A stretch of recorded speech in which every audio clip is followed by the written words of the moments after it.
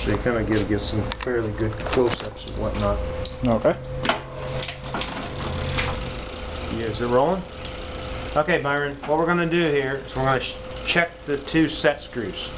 So first thing we're going to do is we're going to shift this down to the smallest cog.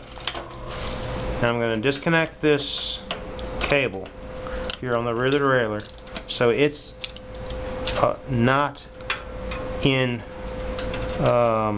influencing what the derailleur does. Take your Phillips screw and you have a high and a low, and you should be able to see on the backside which one is touching which. So I'm going to hit the high screw here and I'm going to set this derailleur. I'm going to turn it in until it shifts. Then I'm going to back it out until it drops down nicely, and here it's chattering right now. Now it's stopped. If I go more, it'll throw past into the frame, which you can now see it's done. So, back it up here. So the set screw is setting my limit. And you make it quiet. And then push your thumb on the derailleur right here.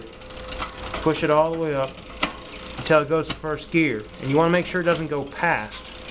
If it's going past, I'll show you. I'm going to hit the low screw. I'm going to unscrew it just a little bit. I can actually make it ride up past first gear. Well, not enough.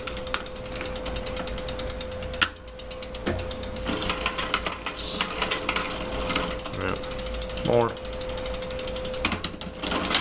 Okay, see how it's riding past first gear right there? The set screw is the limit, and as you turn it in, it will allow it to be restricted so it can't go into the spokes.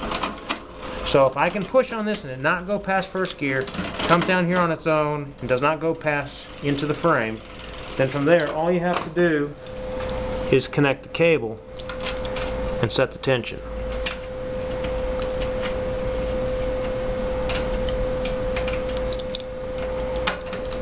So I'm just going to give a little bit of a snug pull on this right here. Tighten it down. Now I'm going to give it one click with my shifter.